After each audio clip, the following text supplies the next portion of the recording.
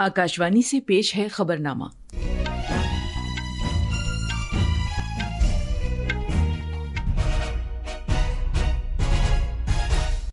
आदाब।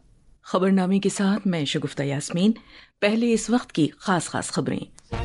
सरकार ने कौमी सलामती की वजूहात से तुर्की की ground handling firm Celebi airport services की सिक्योरिटी मंजूरी रद्द कर दी है। जेएनयू के बाद जामिया मिलिया इस्लामिया ने भी पाकिस्तान की मदद करने पर तुर्की के इदारों के साथ मुफाहमतनामे मुअत्तल कर दिए हैं। अक़वाम मुत्तहिदा ने कहा है कि दुनिया में गैर यकीनी के हालात में भी भारत सबसे तेज तरक्की करने वाली मईशत है। फ्रांस में कान फिल्म फेस्टिवल में भारत पवेलियन का इफ्तिताह किया गया। बरतानिया की हाई कोर्ट ने हीरों के मफरूर ताजिर नीरव मोदी की जमानत की दरख्वास्त मुस्तरद कर दी है। और शतरंज में मुत्तहिदा अरब अमारात में भारतीय ग्रैंड मास्टर निहाल सरीन एशियाई चैंपियनशिप में दूसरे मकाम पर रहे। अब खबरें तफसील से। सरकार ने तुर्की की ground handling firm Celebi airport services India private limited की सिक्योरिटी मंजूरी फौरी तौर पर रद्द कर दी है। शहरी हवाबाजी की सिक्योरिटी से मुताल्लिक ब्यूरो ने एक हुक्म में कहा है कि कौमी सलामती के मफाद में ये फैसला किया गया है। मज़कूरा ब्यूरो के डायरेक्टर जनरल ने नवंबर 2022 में इस कंपनी को सिक्योरिटी मंजूरी दी थी। सेलेबी एविएशन मुल्क के 9 शहरों के हवाई अड्डों पर मुसाफिरों की सहूलियात, फ्लाइट ऑपरेशन, कार्गो और डाक खिदमात के साथ साथ एरो ब्रिज और गोदाम की खिदमात के बंदोबस्त का काम संभाल रही थी। इन शहरों में दिल्ली, मुंबई, बेंगलुरु, हैदराबाद, गोवा, कोचीन और कन्नूर शामिल हैं।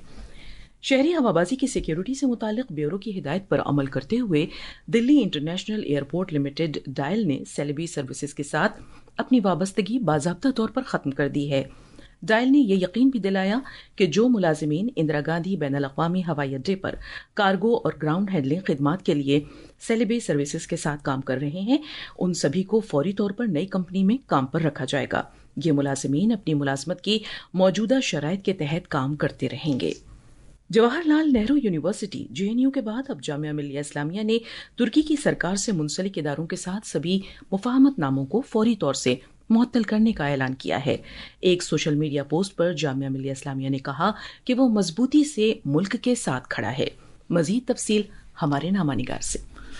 भारत की कई सरकर्दा यूनिवर्सिटियों ने कौमी सिक्योरिटी वजूहात से तुर्की के इदारों के साथ अपने तालीमी मुफाहमतनामे मुअत्तल कर दिए हैं।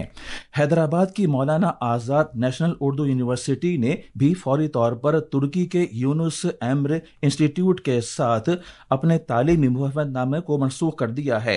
हैदराबाद की यूनिवर्सिटी ने 2024 में इस इदारे के साथ 5 साल के लिए एक मुफाहमतनामे पर दस्तखत किए थे। इसके तहत ज़बानों और भारतीय उमूर के शोबे में तुर्क ज़बान में डिप्लोमा शुरू किया गया था।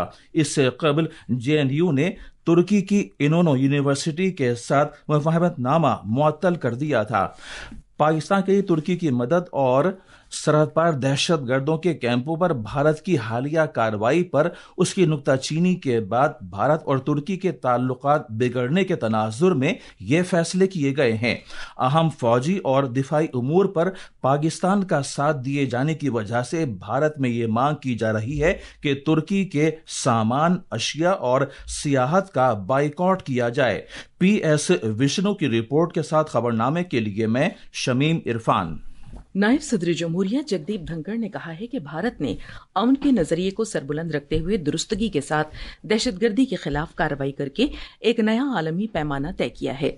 उन्होंने जोर देकर कहा कि दहशतगर्दी अब किसी एक मुल्क के लिए बायसे तशवीश नहीं रह गई है, बल्कि ये आलमी सलामती के लिए खतरा है। जयपुर में भैरो सिंह शेखावत स्मृति पुस्तकालय के इफ्तिताह के मौके पर इज़हार ख्याल करते हुए नायब सदर ने कहा कि पहली बार भारत ने बैनुल अक़वामी सरहद के नजदीक जैश मोहम्मद और लश्कर तैयबा तंजीमों के ठिकानों पर अचूक हमले किए और दुनिया ने इसका सबूत नहीं मांगा। उन्होंने कहा कि इससे भारत की बढ़ती हुई कुव्वत और आलमी रुतबे की अक्कासी होती है। और ये पहली बार हुआ है कि जैश मोहम्मद और लश्कर तैयबा के ठिकानों पर अंतर्राष्ट्रीय सीमा के अंदर जाकर उनके सबसे प्रभावी प्रांत में सटीक चोट, जिसका प्रमाण विश्व में कोई नहीं मांग रहा है। पूरी दुनिया ने देखा कि भारत की शक्ति कितनी ताकत है। भारत ने दुनिया को एक बहुत बड़ा संदेश दिया है। अब से एक बड़ा बदलाव आया है। आतंकवाद को बर्दाश्त नहीं करेंगे, क्योंकि आतंकवाद किसी देश के लिए नहीं, दुनिया के लिए चिंता का विषय है। जनाब धनखड़ ने मजीद कहा कि वजीर आजम नरेंद्र मोदी की क़यादत में भारत ने न सिर्फ फौजी कामयाबी हासिल की है बल्कि उसे सिफारती फतह भी मिली है। उन्होंने कहा कि ब्रह्मोस और आकाश मिसाइलों समेत हमारी फौजी सलाहियत को अब आलमी सतह पर तस्लीम किया जा रहा है। एक तरफ जहां ऑपरेशन सिंदूर की कामयाबी का जश्न मनाया जा रहा है, वहीं मुल्क भारतीय सिपाहियों की दिलेरी और बहादुरी को सलाम पेश कर रहा है। मुसल्लह अफवाज को खिराज तहसीन पेश करते हुए आकाशवाणी न्यूज एक खुसूसी सिलसिला पेश कर रहा है। इसके तहत आज हम परमवीर चक्र हासिल करने वाले कैप्टन मनोज कुमार पांडे को याद कर रहे हैं, जिन्होंने करगिल लड़ाई के दौरान अजीम कुर्बानी पेश की थी। उत्तर प्रदेश के सीतापुर जिले के रहने वाले captain Manoj Kumar Pandey national defence academy और इंडियन मिलिट्री एकेडमी में शामिल हुए और 11वीं गोरफा राइफल्स की पहली बटालियन में लेफ्टिनेंट बने। कैप्टन पांडे ने ऑपरेशन विजय के दौरान बहादुरी के साथ सिलसिलेवार हमलों में हिस्सा लिया, जिनके सबब बटालिक में दरअंदाजों को शदीद नुकसान के साथ वापस भागना पड़ा। वो कहते थे कि अगर मुल्क को फतह दिलाने से पहले मेरे सामने मौत आ गई तो मैं कसम खाता हूं कि मैं मौत को शिकस्त दे दूंगा। ये उनके पुख्ता अज़्म और बहादुरी का बेहतरीन इजहार है। 2 और 3 जुलाई 1999 की रात खालूबार की जानिब बढ़ते हुए उनकी प्लाटून पर दुश्मन ने ऊपर की तरफ से शदीद फायरिंग शुरू कर दी। कैप्टन पांडे ने दिलेरी के साथ मुकाबला करते हुए दुश्मन की पहली पोजीशन को निशाना बनाते हुए 2 अहलकारों को हलाक कर दिया। उनकी शुजाअत की वजह से आखिरकार खालूबार को दोबारा हासिल करने में कामयाबी हासिल हुई, ताहम जख्मों की ताब न लाते हुए वो चल बसे। मुल्क कैप्टन पांडे की अजीम कुर्बानी, बहादुरी और खुद को वक्फ कर देने के जज्बे को सलाम पेश करता है। दिल्ली से अनुपम मिश्रा की रिपोर्ट के साथ खबरनामे के लिए मैं अर्जुमंद अली खान। ये खबरनामा आकाशवाणी से नश्र किया जा रहा है। भारतीय मुसल्लह अफवाज के तईं यकजहती और मुल्क के लिए हुब्बुल वतनी के जज्बे का पुरजोश इजहार करने की खातिर कल शाम जम्मू में तकरीबन 10,000 शहरियों ने एक बड़ी तिरंगा यात्रा में हिस्सा लिया। सिटीजन्स फॉर नेशनल सिक्योरिटी के बैनर के तहत इस यात्रा का इंदिरा चौक में JDA पार्किंग से आगाज हुआ और ये जम्मू प्रेस क्लब पर जाकर खत्म हुई। इस तिरंगा यात्रा में जिंदगी के सभी शोबों से वाबस्ता अफराद, सरकर्दा लीडरों, साबिक फौजियों, मजहबी पेशवाओं और मुख्तलिफ समाजी और तिजारती तंजीमों के अफराद ने शिरकत की। केरला में मरकजी वजीर ममलिकत सुरेश गोपी ने भारत के ऑपरेशन सिंदूर में शामिल मुसल्लह अफवाज के एजाज में कल शाम थ्रिसूर जिले में तिरंगा यात्रा को झंडी दिखाकर रवाना किया। इस तकरीब से खिताब करते हुए जनाब गोपी ने कहा कि ऑपरेशन सिंदूर दुनिया भर में दहशतगर्दी, इंतहा पसंदी और मजहबी बुनियाद परस्ती के लिए एक सख्त वार्निंग है। जिंदगी के मुख्तलिफ शोबों से वाबस्ता सभी उम्र के अफराद ने इस यात्रा में शिरकत की। बीजेपी के लीडरान शोभना सुरेंद्रन और बी गोपालकृष्णन भी इस यात्रा में शामिल हुए। अमरीकी महकमा दिफा के साबिक अहलकार और अमरीकी एंटरप्राइजेज इंस्टीट्यूट में सीनियर फेलो माइकल रूबिन ने पाकिस्तान के लिए बैनुल अक़वामी माली फंड IMF के $1 अरब के इमदादी पैकेज को न रोके जाने पर अमरीकी सरकार की नुक्ताचीनी की है। उन्होंने पाकिस्तान को दुनिया के सबसे ज्यादा करप्ट मुल्कों में से एक करार दिया और उस पर इल्जाम लगाया कि वो दहशतगर्दी को सरकारी पॉलिसी के तौर पर इस्तेमाल करता रहा है। जनाब रूबिन ने यह भी कहा कि चीन के साथ पाकिस्तान के करीबी ताल्लुकात को देखते हुए बैनुल-अक़वामी माली फंड के फैसले से चीन को बिलवास्ता तौर पर फायदा होगा। उन्होंने एक ऐसे वक्त में फंड्स जारी किए जाने की मजम्मत की कि जब पाकिस्तान से काम करने वाले दहशतगर्दों ने हाल ही में भारत में वहशियाना हमले किए थे। अक़वाम मुत्तहिदा ने कहा है कि भारत बदस्तूर सबसे तेज तरक्की करने वाली मईशत है। आलमी इक़्तिसादी सूरत हाल और इम्कानात के बारे में अक़वाम मुत्तहिदा की शशमाही रिपोर्ट के मुताबिक मौजूदा माली साल के दौरान भारतीय मईशत की शरह तरक्की 6.3% रहने की उम्मीद है, जबकि आलमी मईशत को गैर यकीनी सूरत हाल का सामना है। अक़वाम मुत्तहिदा के एक आला इक़्तिसादी माहिर इंगो पेटली ने कहा है कि इस तरक्की में ज्यादा प्राइवेट खपत और सरकार की तरफ से सरमायाकारी का अहम रोल है। India remains one of the fastest growing large economies, driven by strong private consumption and public investment, even as growth projections to 6.3% in 2025. मज़कूरा report में अगले साल भारत की शरह तरक्की मामूली तौर पर बढ़कर 6.4% रहने का अंदाजा लगाया गया है। اس کے برعکس عالمی شرح ترقی 2025 میں صرف 2.4% رہنے کا تخمینہ لگایا گیا ہے۔ تجارتی کشیدگی اور پالیسی میں غیر یقینی کی صورتحال اس کی وجہ بتائی گئی ہے۔ مذکورہ رپورٹ میں افراط زر کی شرح اور روزگار کے تعلق سے مثبت رجحانات کا بھی تذکرہ کیا گیا ہے۔ 2025 میں افراط زر کی شرح کم ہو کر 4.3% رہنے کی بات کہی گئی ہے، جبکہ 2024 میں یہ 4.9% تھی۔